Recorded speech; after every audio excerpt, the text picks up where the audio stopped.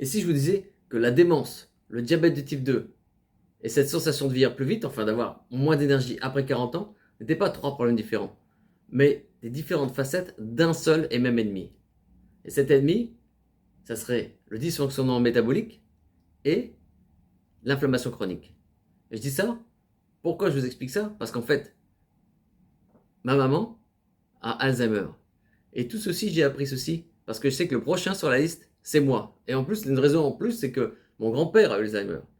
Donc ma mère a Alzheimer et après, le prochain, logiquement, c'est pour moi. Sauf que j'ai pas envie d'avoir ça, cette démence et tout ça, tout ce qui se passe derrière.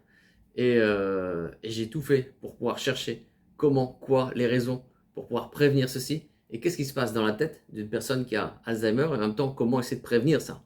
Et pourquoi d'un seul coup ça s'est passé ça. Enfin, j'ai fait plein de recherches scientifiques. Je suis pas docteur, mais je suis passionné par le sujet. Parce que quand ça nous concerne personnellement et intimement, on trouve le temps. On trouve le temps de chercher.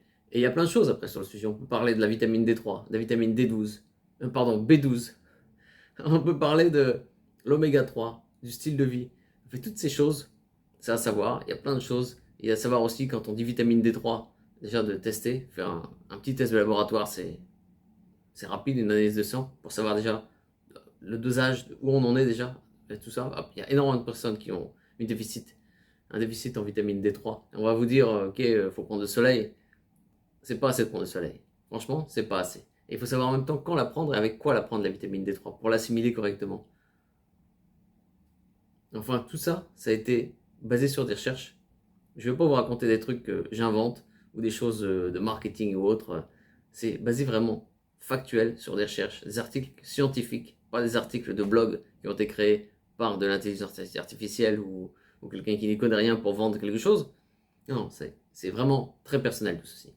Donc, je suis là pour vous partager tout ça, pour partager cette connaissance, cette expérience en même temps, cette expérience du vécu de ce que c'est que d'avoir quelqu'un qui a quelqu'un de sa famille, personnellement pour ma maman, quelqu'un qui a Alzheimer, comment ça se gère au quotidien aussi, les choses à mettre en place pour améliorer les choses sur le mental de la personne qui est là aussi, l'aidant, de, de connaître aussi les stages de la maladie. Parce qu'en fait, quand ça démarre, c'est vicieux cette démence. Ça prend du temps, ça vient 10 ans avant. Nous au début, on pensait que c'était une grosse dépression. Et à la fin, on commence à faire le test de l'horloge. Pour savoir le test de l'horloge, c'est quelque chose qu'on comprend rapidement après. Mais c'est toujours délicat parce que la personne est consciente. Et est consciente aussi qu'il y a des soucis, il y a des problèmes de mémoire, des problèmes de vocabulaire. Et ça vient petit à petit. Et après, là, actuellement, ben, elle bouge plus. Moi, je dis, elle n'arrive plus à se lever. Mon père lui donne à manger. Je peux vous raconter tout en détail, mais pour l'instant, c'est pas une vidéo que j'ai envie de faire pendant 2 heures. J'ai envie de vous raconter comment ça se passe, les choses à faire et surtout que c'est l'environnement. On va vous dire faites des mots croisés, faites des choses comme ça, ok, ça va peut-être aider un petit pourcentage, ok. Mais le principal c'est de quoi? Ça vient de l'alimentation. L'alimentation et l'environnement autour de nous. Et tout ce qu'on mange, ou peut-être on mange trop aussi, parce qu'il y a aussi des choses, il faut se poser la question, parce que dans les supermarchés, il y a aussi le fait de trop manger. Donc après on peut dire le jeûne intermittent, on peut se poser des questions comme ça, où on se dit voilà, le côté diabète, il faut savoir comment fonctionne l'insuline, comment ça fonctionne le glucose aussi, ce qu'on mange, quand manger, quand éviter les pics d'insuline, parce qu'en fait, il y a une relation entre le glucose, donc le sucre qu'on mange, et en même temps un aspect qui va être directement lié à notre humeur. Et ça va être basé aussi sur l'insuline, sur le cerveau. C'est vraiment, ceci c'est assez complexe, mais intéressant de comprendre et de connaître. J'essaie de dire des choses avec des choses, de raconter, d'expliquer avec des choses simples, mais le diabète, ça n'arrive pas d'un seul coup comme ça, à partir de 50 ans, en disant voilà, vous êtes diabétique, vous n'êtes pas diabétique. Non, c'est quelque chose à gérer, même à 30, même à 40 ans, à 50 ans. Même quand on n'est pas diabétique, il faut savoir que quand on va commencer à prendre une boisson gazeuse, par exemple sucrée, ou bien un Mars, ou je sais pas, plein de choses comme ça, il va y avoir un pic d'insuline, parce qu'il y a un pic de glucose, et ces choses-là, ça a un impact direct sur la résistance de l'insuline. Et après, plus on adapte, plus notre corps s'adapte. C'est comme avec le café. La première fois qu'on prend du café, eh ben, c'est un effet fou parce que on sent tout de suite qu'avec le café, waouh, on sent de l'énergie, on sent la caféine qui fait l'effet. Mais après, au bout d'un moment, on prend plus en plus de café. Au bout d'un moment, on va arriver à prendre du café, 3 tasses de café par jour, ou 4, et on va de moins en moins sentir l'effet. Le corps s'habitue, et il fait la même chose avec l'insuline.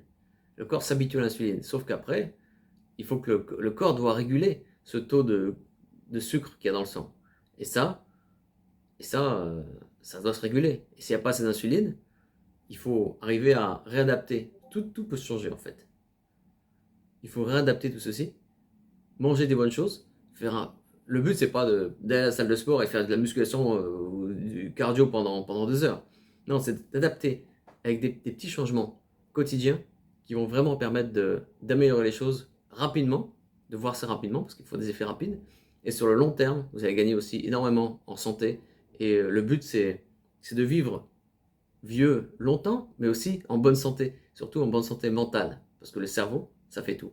Je vois ça exactement ce que c'est dans la famille, je vois ça aussi des proches ou des amis aussi. Il y a énormément de cas de démence, de plus en plus, et ça, il faut se préparer soi-même, il faut préparer les autres. Par exemple, cette vidéo, vous pouvez la partager avec des personnes que vous aimez, des personnes qui sont peut-être un peu plus âgées, ou des personnes que... Voilà, il faut comprendre le sujet et savoir quoi faire. Donc, manger les bonnes choses, éviter de manger des choses ici qui peuvent être aussi pas bonnes du tout pour la santé, et peut-être prendre des bons compléments alimentaires aussi, parce que les médecins ne vont pas nous conseiller des compléments alimentaires, ils vont souvent nous conseiller ils vont souvent prescrire des Doliprane, ça vous a peut-être arrivé, ça fait rire, des Doliprane à gogo, hein. mais, euh, mais sinon, voilà, il faut pouvoir se prendre en main et parfois dépenser un peu pour quelques suppléments alimentaires quelques compléments alimentaires qui vont pouvoir nous aider au quotidien. Pas que le docteur va prescrire, souvent il va pas nous prescrire ça, il va nous prescrire de la vitamine D, par exemple, de la vitamine D3, quand la vitamine D est vraiment très basse, et en plus que vous avez déjà au-dessus de 70 ans. Si vous avez 40, déjà il va pas vous prescrire une analyse de sang pour tester la vitamine D. Même chose pour la B12, alors que ce sont des choses la B12 par exemple, au plus on vieillit, au moins on l'absorbe. Et en plus, si on prend de la metformine pour les personnes qui sont diabétiques qui prennent du metformine, ça diminue en même temps l'absorption de la vitamine B12. Et cette vitamine B12, vous allez voir, si vous cherchez un peu, elle est essentielle pour notre cerveau, notre bien-être.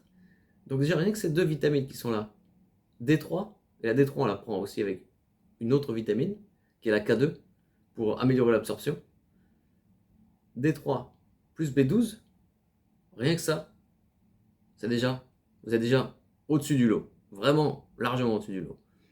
Et si en plus vous prenez de l'oméga 3, de qualité correcte, sans mercure à l'intérieur, disons pas un truc que vous allez trouver en supermarché à pas cher, mais oméga 3, vitamine D3 plus K2 et vitamine B12, rien que là, déjà, vous allez sûrement sentir la différence. Surtout sur votre analyse de sang, vous allez sûrement sentir cette différence. La vitamine D3, ça met à peu près 10 jours pour arriver dans le sang.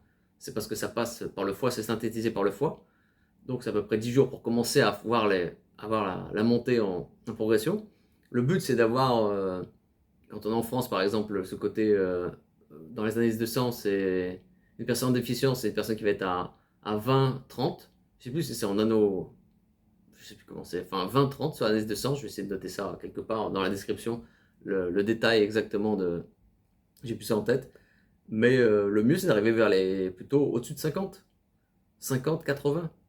Et c'est pas la toxicité, je veux dire, il y a eu des études dessus. Il y a eu des études, donc il y a tellement de choses à savoir, tellement de choses qui ne sont pas dites. Donc voilà, je suis là pour partager un maximum, pour pas garder ça tout pour moi, mais pour partager un maximum. Donc voilà, n'hésitez pas à liker cette vidéo, n'hésitez pas à mettre des commentaires sur ce que vous voulez faire, sur ce que vous voulez comme, détail, si vous avez apprécié cette vidéo, si ça vous a touché. Et, euh, et aussi, voilà, ce que vous aimeriez voir, parce que il y a énormément de choses dont on peut parler. Et voilà, sinon moi c'est Christophe, je vous souhaite une très bonne journée et restez en très bonne santé. À très bientôt. Ciao.